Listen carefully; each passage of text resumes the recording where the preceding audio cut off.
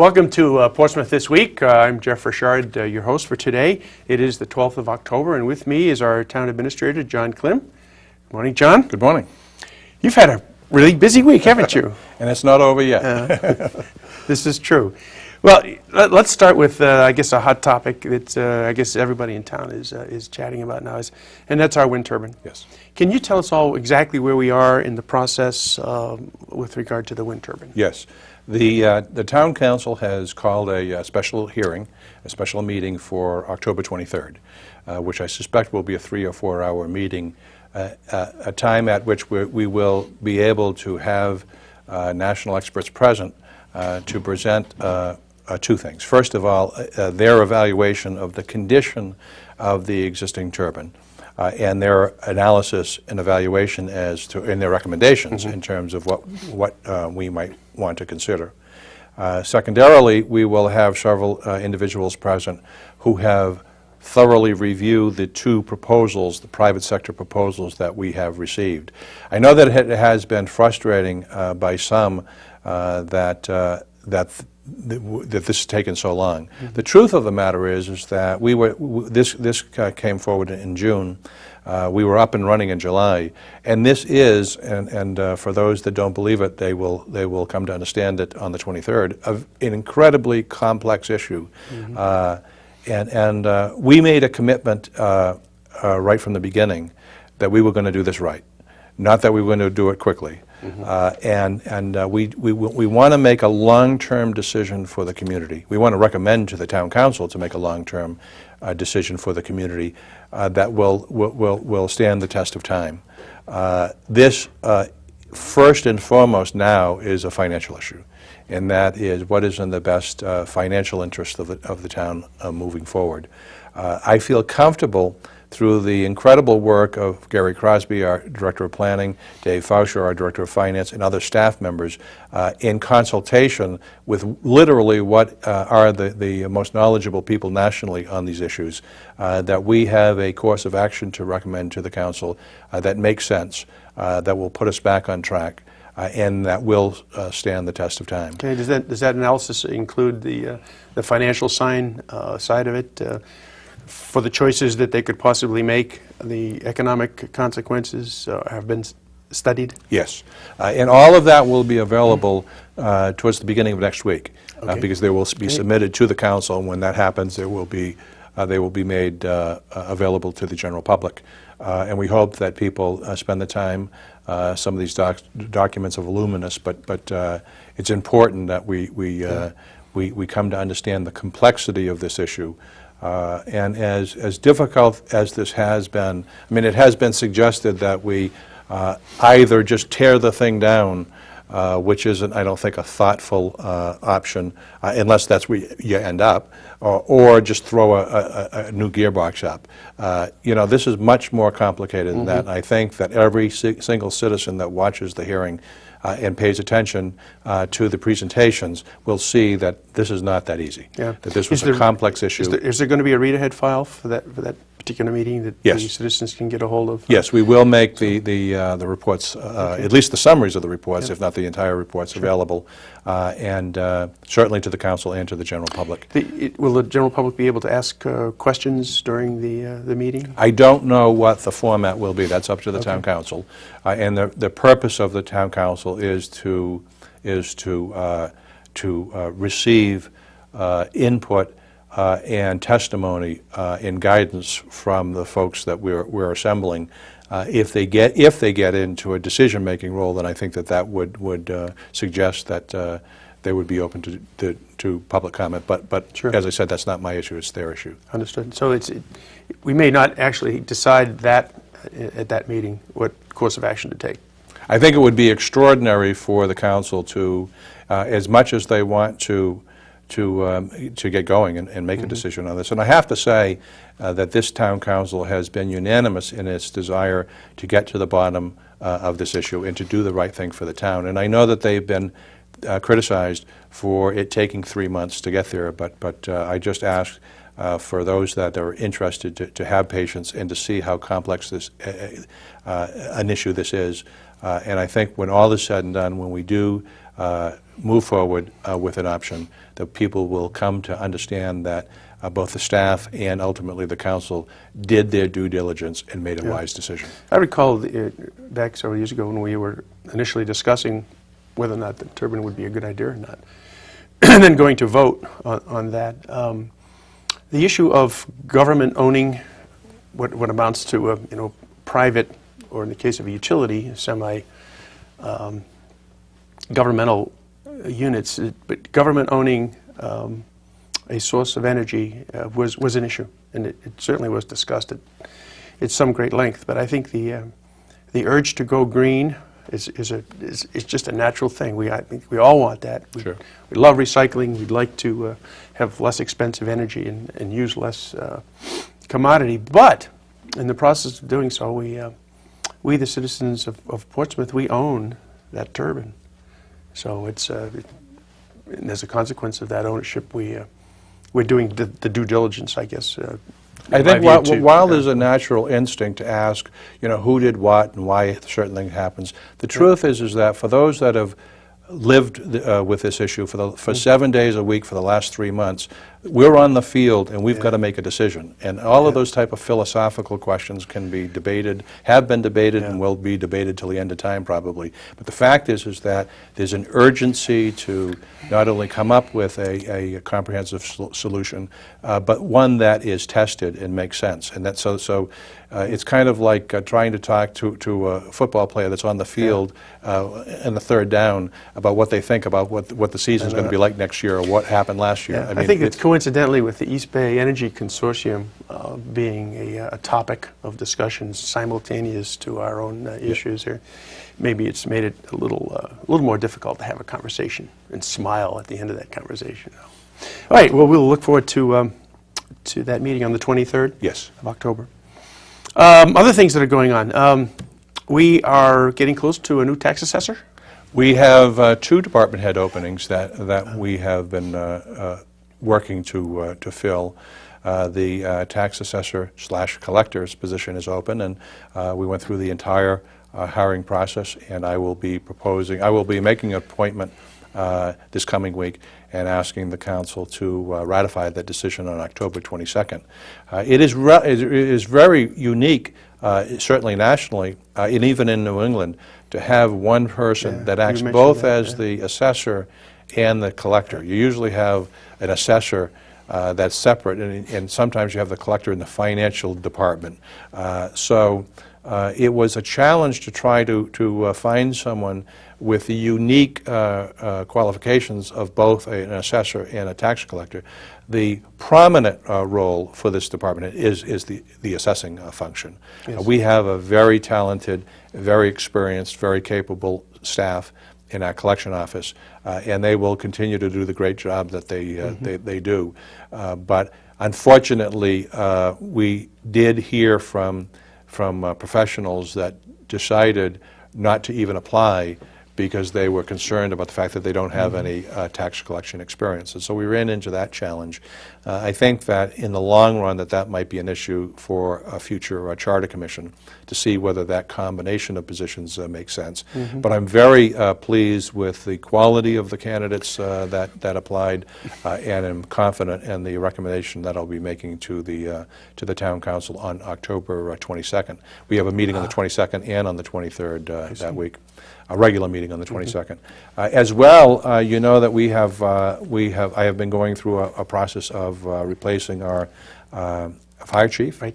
And we engaged a firm to assist us in that regard, and one of their major responsibility was actually recruiting competent and quality candidates. We had 62 applicants representing some 25 states.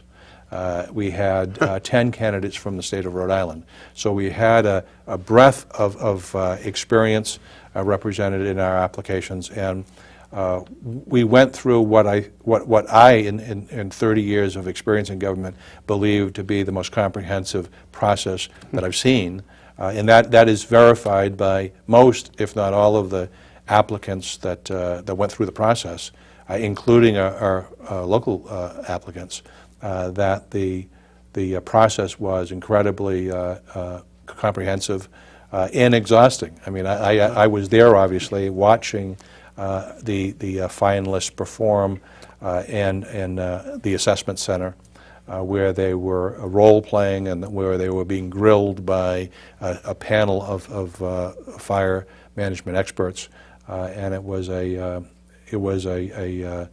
as comprehensive a process as I have seen. I'm comfortable with the recommendation that I'm going to be making to the town council, and I think that that decision will serve this town well for many years to come. I think when all is said and done, as a new town administrator, one of the principal things that I can do, I believe, for the town of Portsmouth is to assemble and retain a competent and quality workforce, because department heads and town staff tend to stay around longer than town administrators. Other than, that's usually the case. I know that the history here in Portsmouth is, I think we've had 2 town administrators in 40 years or so, so that's really an aberration. But the truth is that my chief responsibility is to assemble and retain the highest quality management team possible. And that's why I take this role of hiring so seriously. But both in the instance of the assessor-collector and certainly in the instance of our fire chief, I'm very comfortable with the recommendations that I'm going to make to the council. The operational audit that you also began, is that going to be done coincident with your recommendation for chief? It won't be fully completed, but it will be available soon thereafter of the person assuming the position. And I think that will really work well in terms of the kind of the independent eyes of the consultant that really has come into the department, spent the time with our employees, interviewed neighboring community staff, and compared our practices with best practices nationally. So when we appoint a permanent chief, it will not be very long before they receive the completed audit. And then, as I've always said, the key for me is not how many recommendations are made, because sometimes that can be seen as criticism. That's not what's important to me. What's important to me is what we do with them, and I think that we are positioned well with a new leadership team to objectively review the recommendations and to implement the ones that make sense. Do you, slightly off subject, I guess, but in terms of operational audits, do you have a subsequent operational audit in your mind someplace else in government that we'd want to go to, do a little study? I very much do. In a general sense, as I've said on this program before, every town operation needs to be audited regularly, and so we're not picking on one department over another. Because of the size and the scope of our larger departments, many times it makes sense to start there. We started with the fire department, so we will be looking at public works, we'll be looking at a police department at some point, and that's where... Did you sneak some money into the budget to continue the operational audit process? Yes, as a matter of fact, I have. I requested, and much to their credit, the entire council supported the appropriation of funds to kind of institutionalize operational audits. Yep. And so I'm certainly hopeful that future councils understand the value of that. Once again, it's not about criticism, it's about the fact that none of us are so perfect that we can't withstand an outside look with a series of recommendations, and the true professionals will welcome that. And I have to say that because we started with our fire department, that to a person there wasn't criticism in terms of there were, especially with the leadership of the fire department, they welcomed the opportunity. They just wanted to make sure that they had a role to play in the evaluation. They understand that they're not perfect. None of us are perfect. And so I was very pleased that there was a responsiveness on the part of our existing employees to the idea of being audited. And they, as much as anyone else, want to take those good recommendations and get them implemented. Pretty good. We just talk about maybe the Glen. Where do we stand with we're doing an awful lot of thought on that subject too, aren't we? We are, and it's only because the easement, a conservation easement, unless otherwise changed, is in perpetuity. And so we wanted to make sure that the provisions of the easement were in the long-term best interests of the town. We are ready now to present to the council the findings of a working group, and then sit down with Ted Clement and the good folks of the Land Trust to get going on the negotiations. I suspect that'll happen, definitely happen in the next month. We'll get to the negotiating table and come out with a document that is in the interests of our residents and responsive to the needs and desires of the Land Trust as well. We want to form a partnership with them. Are you feeling fairly confident now on the understanding of what the actual costs are going to be for the removal of the existing structures or renovation of the... Yeah, as you know, we've put that issue out to RFP, and we will be receiving actual bids so that we will know in the not-too-distant future, we'll actually know what the bid is to perform the functions of the evaluation and ultimately to demolish the building. I mean, ultimately, the town council and the community need to make some more decisions. They have to decide what we're going to do with the chapel. We have to decide what we're going to do with the so-called boathouse. We have to decide, we talk about this park. That's a kind of a generic term. We have to figure out what it is that we're really intending to put there, and then what the cost is going to be as well. So we're well on our way in terms of that evaluation, and I look forward to sitting down with the Land Trust. The council is already committed to calling an election this spring, so the citizens will ultimately make a decision in terms of the future of the Glen, and that's exactly where it should be. The taxpayers bought this land. They should have a right to decide. So it would have to be a special election? That's correct. Yep. Very good. Yeah, I spent a number of years on the Glen Manor House Authority, and it's very obvious to me that whatever we decide to do down there, we cannot disrupt the weddings as it happens down there. And Katie and Don have got wedding receptions scheduled years out, so it's not something that we can forget, because it over the years has been a very, very profitable source of revenue for us.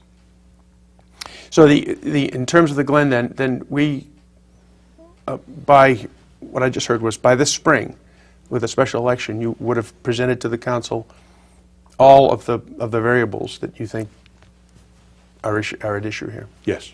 Okay, great. I guess the shift subjects once again. The Pension Review Commission has reported out, and they've basically that's the end of that commission. Is it not? I mean, they have done their work, performed they've done their work, they've performed their function, they've made a recommendation to the town council. It's my understanding that the town council is evaluating their recommendations, and that at some point we'll actually take a vote on their recommendations for us to move forward. The complexity is that whatever is decided, these changes need to be negotiated with the unions, and we're coming into a season of negotiations. We are now have conversations going with 2 unions, and all of the contracts but one are up in June. So we're going to, much of my life over the next year will be spent on union negotiations, and an essential component of that conversation will be about pensions. The pension committee is a group of incredibly dedicated and knowledgeable volunteers that have made a recommendation to the town council. Now it's up to the town council as the legislative body and the overseer of our pension program to make the original decision of what the changes need to be, and then any one of those changes or all of those changes would have to be subject to union negotiations with each and every one of the unions. So at this point in time, any conversations that anybody would like to have about the pension issues will not be had with the Pension Commission folks. They are essentially not in the loop anymore. And so I don't want to say the that town council folks that you have to talk to now to... I would think that would make sense. I don't want to suggest that the town council doesn't have the flexibility to ask the pension committee to do additional work. It's up to the town council to decide whether or not they have concluded their work and evaluation. It's assumed that they have, but if there's additional tasks, I mean, you have a group of folks. They would reconstitute them again? I don't think there's any law against doing that. Commissions don't exist in perpetuity. They have to have an end time, too, I think. Yeah. And they basically, for the most part, they have performed their function. They've done their job. And unless there's additional tasks, I don't see them going on. The town council is going to be very busy making big decisions here. They are, yeah. For a while. Well, that's great.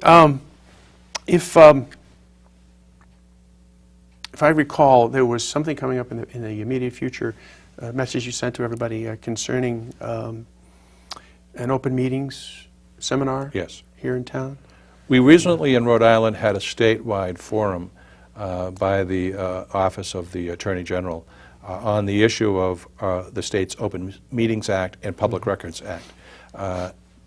Like any other issue, to pick one night and expect a lot of people to be able to attend oftentimes runs into conflict. So it was actually Councilor Staven that came up with the idea of calling the Attorney General's office and just seeing whether or not there's a possibility of having a local hearing.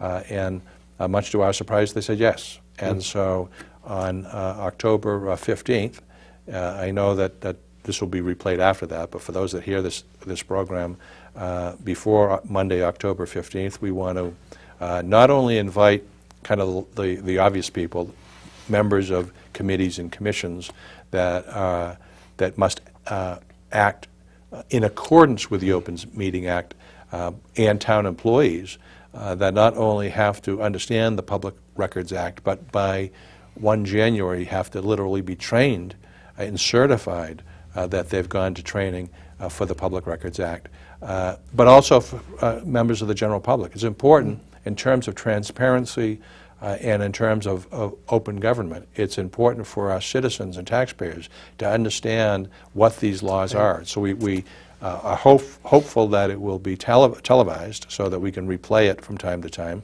But we want to invite not only our committees and commissions, but also town employees and members of the general public that have ever had a question about the Open Meetings Act or Public Records Act to attend. I suspect there may be some of the candidates that are running for office. This would be a very unique opportunity for would-be town councilors and school committee members, citizens that are contemplating putting their names in to serve on a committee. So we're hoping that we get a nice crowd and that we, as I said, tape the meeting so that we can replay it and make it available on our website as well. These are incredibly important issues. The core of our government's transparency is based on the provisions that are in these acts. We want to make sure citizens understand them. Yeah. The filming of our town meetings how is that currently organized? It is done, this is surprising to many, but it is done solely on a volunteer basis.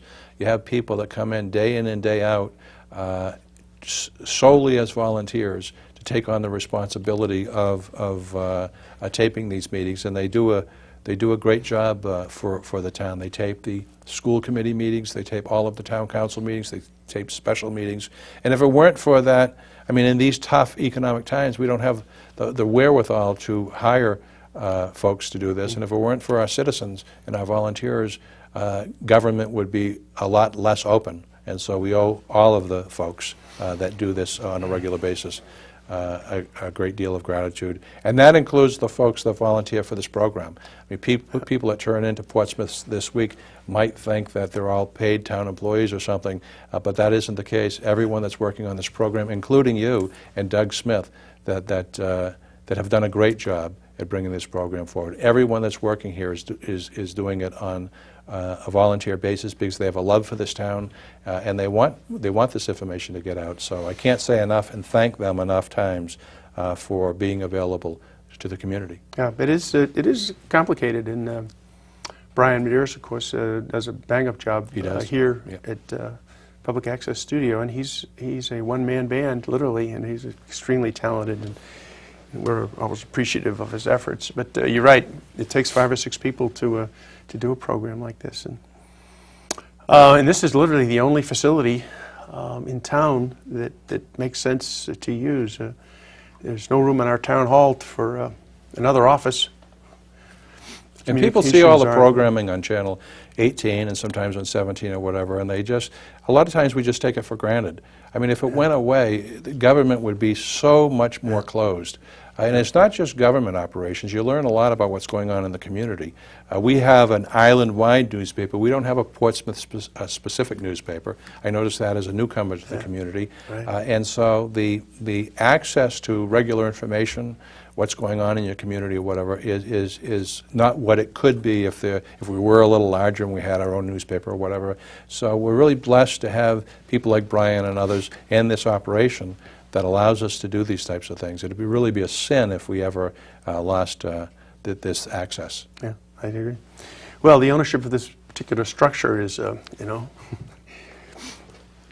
it moves around from ownership to ownership, I guess. And since Cox left, you know, hopefully Brian and company can continue to stay here. But personally, I'd love to see the school accessible to this kind of thing. It would be somehow there must be a nice communication class possible where you can train videographers and do all, and set up a studio like this in one of our schools. But the beauty of this is that you know, it's surprisingly available for folks, and that is that we could have more programming, and it's just a matter of figuring out what it would be valuable to our citizens, and hoping that you can count on these unbelievable volunteers like we have here.